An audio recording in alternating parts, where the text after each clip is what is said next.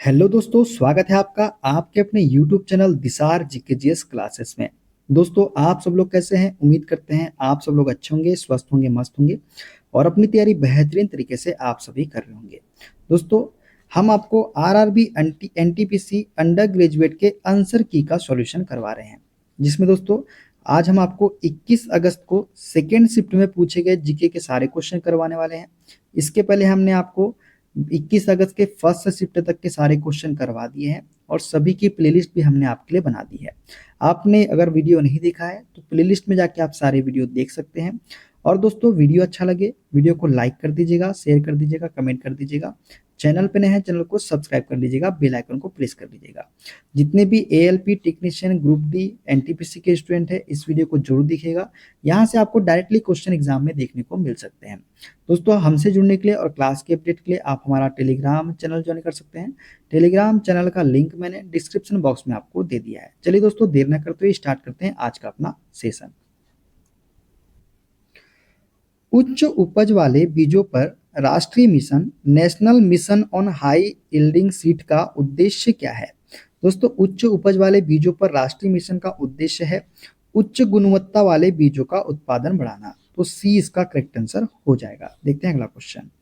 औपनिवेशिक शासन के दौरान कृषि क्षेत्र में स्थिरता का क्या कारण था? दोस्तों, औपनिवेशिक शासन के दौरान कृषि क्षेत्र में स्थिरता का कारण था औपनिवेशिक सरकार द्वारा प्रारंभ की गई भू व्यवस्थापन की विभिन्न प्रणालियां। तो बी इसका करेक्ट आंसर हो जाएगा। देखते हैं अगला क्वेश्चन। मई 2025 में भारत निर्वाचन आयोग ईसीआई द्वारा मतदान केंद्रों पर कौन सी नई सुविधा पेश की गई?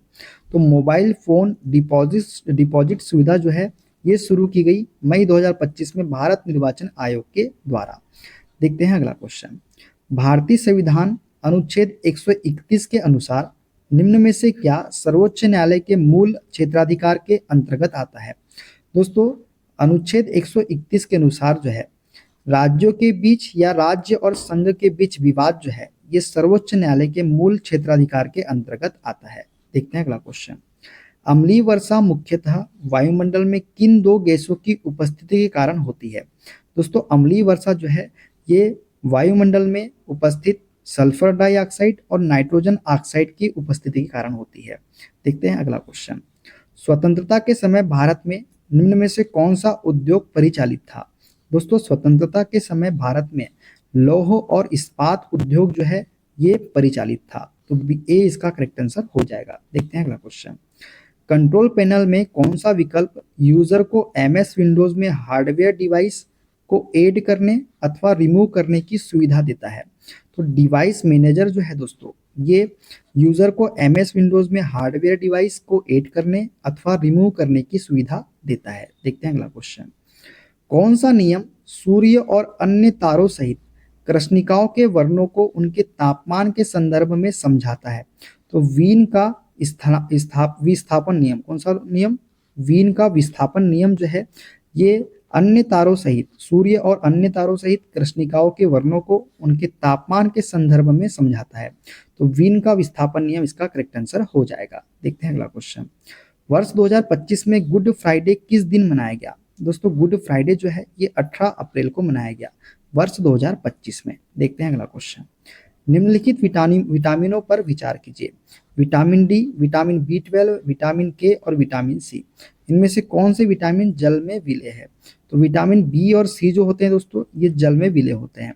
तो विटामिन बी12 और विटामिन सी जो है ये जल में विलय है। तो बी12 और सी 2 और 4 जो होंगे वो कथन सत्य होंगे। देखते हैं अगला क्वेश्चन। शेरशाह ने अपने साम्राज्य को सिक्कों में विभाजित किया जो मुगलों के अधीन किस प्रशासनिक प्रभाग के समकक्ष था? दोस्तों, शेरशाह ने अपने साम्राज्य को सिक्कों में विभाजित किया जो मुगलों के अधीन जो है ये सरकार प्रशासनिक विभाग के मतलब सरकार प्रशासनिक प्रभाग के समकक्ष था। तो सरकार इसका करेक्ट आंसर हो जाएगा। देखते हैं अगला क्वेश्चन। संक्षिप्त रूप आस्की का पूर्ण रूप क्या होता है? दोस्तों, आस्की का पूर्ण रूप होता है American standard code for information interchange. क्या होता है? American standard code for information interchange. देखते हैं अगला क्वेश्चन। पश्चिमी घाट और पूर्वी घाट किस पठार के पश्चिमी और पूर्वी किनारों को चिन्हित करते हैं? दोस्तों, पश्चिमी घाट और पूर्वी घाट जो है ये दक्कन के पठार के पश्चिमी और पूर्वी किनारों को चिन्हित करते हैं, किसके? दक्कन के पठार के। देखते हैं अगला क्वेश्चन। भारतीय संविधान का कौन सा अनुच्छेद संघ स्तर पर मंत्री परिषद का प्रावधान करता है? तो अनुच्छेद 74 जो है दोस्तों, ये संघ स्तर पर मंत्री परिषद का प्रावधान करता है। देखते हैं अगला क्वेश्चन। 2023 में शुरू किए गए भारत सरकार के किस मिशन का उद्देश्य क्वांटम प्रौद्योगिकियों को विकसित करना तथा 2025 तक प्रमुख संस्थानों में 4 विषयगत हब स्थापित करना है? तो राष्ट्रीय क्वांटम मिशन का उद्देश्य जो है दोस्तों, ये क्या है? 2000 क्वांटम प्रौद्योगिकी को विकसित करना तथा 2025 तक प्रमुख संस्थानों में 4 विषयगत हब स्थापित करना, ये उद्देश्य है किसका? राष्ट्रीय क्वांटम मिशन का। देखते हैं अगला क्वेश्चन। एक्सियोम 4 मिशन में इसरो यूरोपीय अंतरिक्ष एजेंसी सहयोग का मुख्य उद्देश्य क्या है?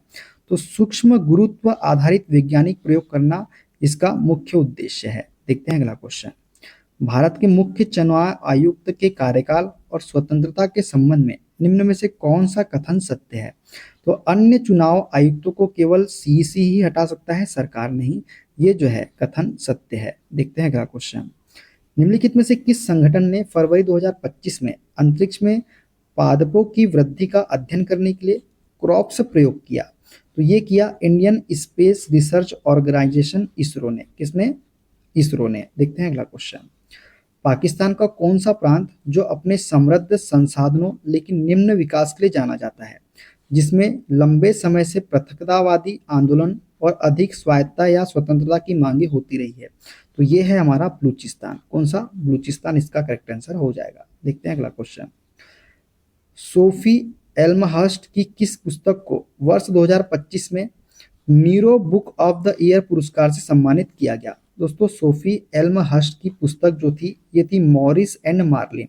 कौन सी? मॉरिस एंड मार्लिन को वर्ष 2025 में Nero book of the year पुरस्कार से सम्मानित किया गया था। देखते हैं अगला क्वेश्चन। वर्तमान में स्थगित जून 2025 तक की स्थिति के अनुसार इन साइबर फोरम एक प्रमुख साइबर सुरक्षा सम्मेलन प्रारंभ में किस अमेरिकी शहर में आयोजित होने वाला था? दोस्तों, वर्तमान में स्थगित जून 2025 तक की स्थिति के अनुसार इन साइबर फोरम जो है, जो एक प्रमुख साइबर सुरक्षा सम्मेलन था, प्रारंभ में जो है सैन एंटोनियो टेक्सास में आयोजित होने वाला था, अमेरिका के शहर में। कहाँ पे? सैन एंटोनियो टेक्सास में। देखते हैं अगला क्वेश्चन। भारत में अंग्रेजी शिक्षा के प्रारंभ को निम्न में से किस दस्तावेज के माध्यम से बढ़ावा दिया गया था? तो मैकॉले का विवरण पत्र के दस्तावेज के माध्यम से बढ़ावा दिया गया था भारत में अंग्रेजी शिक्षा के प्रारंभ को। तो सी इसका करेक्ट आंसर हो जाएगा। वैश्वीकरण ने भारत की आर्थिक वृद्धि को कैसे प्रभावित किया? दोस्तों, वैश्वीकरण ने भारत की आर्थिक वृद्धि को इसे तेजी से विकसित करके प्रभावित किया। क्या किया? इसे तेजी से विकसित करके प्रभावित किया। निम्नलिखित में से कौन सी सिंधु घाटी सभ्यता की प्रसिद्ध कांस्य कलाकृति है जिसका इतिहास लगभग 2500 ईसा पूर्व का है? तो मोहनजोदड़ो की नर्तकी की मूर्ति जो है, इसका करेक्ट आंसर हो जाएगा। देखते हैं अगला क्वेश्चन। महाराष्ट्र भारत में अजंता गुफाओं की अवस्थिति पर गुफा संरचनाओं की कुल संख्या कितनी है, जिसमें वह गुफा भी शामिल है जो कभी पूरी नहीं हुई? तो दोस्तों, महाराष्ट्र भारत में अजंता गुफाओं की अवस्थिति पर गुफा संरचनाओं की कुल संख्या जो है 30 है, जिसमें वह गुफा भी शामिल है जो कभी पूरी नहीं हुई है। देखते हैं अगला क्वेश्चन। जनसंख्या घनत्व की गणना डैश के रूप में की जाती है? दोस्तों, जनसंख्या घनत्व की गणना जो है, ये प्रति इकाई क्षेत्र में रहने वाले व्यक्तियों की संख्या के रूप में की जाती है। तो चौथा इसका करेक्ट आंसर हो जाएगा। स्वतंत्रता के समय भारतीय जनसंख्या का कितना प्रतिशत भाग कृषि पर निर्भर था? तो लगभग 70% भाग जो है दोस्तों, ये स्वतंत्रता के समय भारतीय जनसंख्या का भाग जो है, ये कृषि पर निर्भर था, 70% भाग। देखते हैं अगला क्वेश्चन। 2025 के दिल्ली विधानसभा चुनाव में आपकी 15 साल की पकड़ को समाप्त करते हुए किस पार्टी ने सत्ता हासिल की? तो भारतीय जनता पार्टी इसका करेक्ट आंसर हो जाएगा। देखते हैं अगला क्वेश्चन। निम्नलिखित में से कौन सा खाद्य पदार्थ पशु प्रोटीन का स्रोत है? तो अंडे जो है दोस्तों, ये पदार्थ जो है, ये पशु प्रोटीन का स्रोत होता है। देखते हैं अगला क्वेश्चन। कौन सी भौतिक विशेषता दक्षिण पश्चिम मानसून पवनों के लिए अवरोधक का काम करती है, जिससे एक तरफ भारी वर्षा होती है और दूसरी तरफ शुष्क परिस्थितियां उत्पन्न होती है? तो पश्चिम घाट की विशेषता जो है ये दक्षिण पश्चिम मानसून पवनों के लिए अवरोधक का काम करती है। कौन सा? पश्चिमी घाट, जिससे एक तरफ तो भारी वर्षा होती है और दूसरी तरफ शुष्क परिस्थितियां उत्पन्न होती है। देखते हैं अगला क्वेश्चन। आयोग की अनुशंसाओं को लागू करते हुए राज्य पुनर्गठन अधिनियम कब पारित किया गया था? दोस्तों, आयोग की अनुशंसाओं को लागू करते हुए राज्य पुनर्गठन अधिनियम जो है ये 1956 में पारित किया गया था। कब? 1956 में। देखते हैं अगला क्वेश्चन।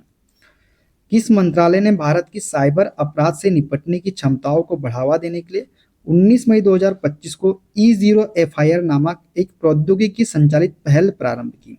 तो गृह मंत्रालय ने जो है दोस्तों भारत की साइबर अपराध से निपटने की क्षमताओं को बढ़ावा देने के लिए 19 मई 2025 को E0 FIR नामक एक प्रौद्योगिकी संचालित पहल प्रारंभ की। किसने? गृह मंत्रालय ने। देखते हैं अगला क्वेश्चन। ब्राह्मणों को भूमि अनुदान की प्रथा निम्न में से किस राजवंश ने शुरू की थी? दोस्तों, ब्राह्मणों को भूमि अनुदान की प्रथा जो है ये सातवाहन राजवंश ने शुरू की थी। किसने? सातवाहन राजवंश ने। देखते हैं अगला क्वेश्चन।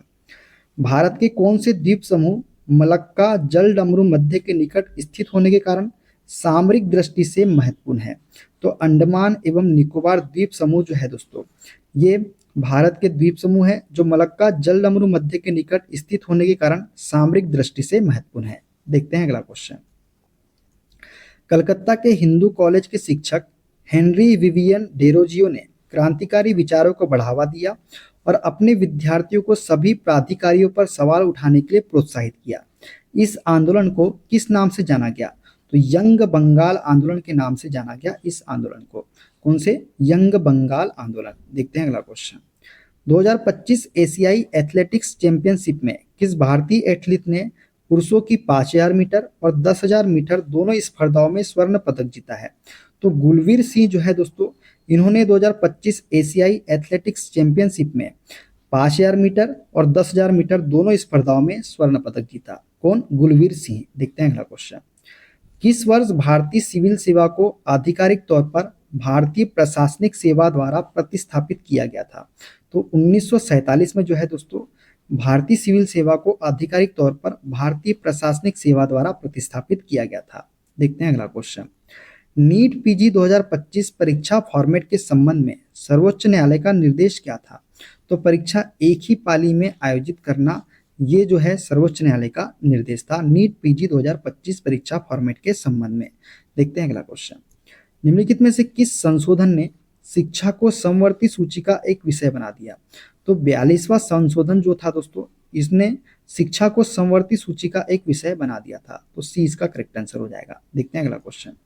1954 में ट्रॉम्बे में स्थापित परमाणु ऊर्जा प्रतिष्ठान का नाम बदलकर बाद में क्या कर दिया गया? दोस्तों 1954 में ट्रॉम्बे में स्थापित परमाणु ऊर्जा प्रतिष्ठान का नाम बदलकर जो है बाद में भाभा परमाणु अनुसंधान केंद्र कर दिया गया। क्या कर दिया गया? भाभा परमाणु अनुसंधान केंद्र। तो दोस्तों ये थे आज के सारे क्वेश्चन। वीडियो कैसा लगा कमेंट बॉक्स में जरूर बताइएगा। मिलते हैं अगले वीडियो में। अपना ख्याल रखिए। Okay, bye bye, take care.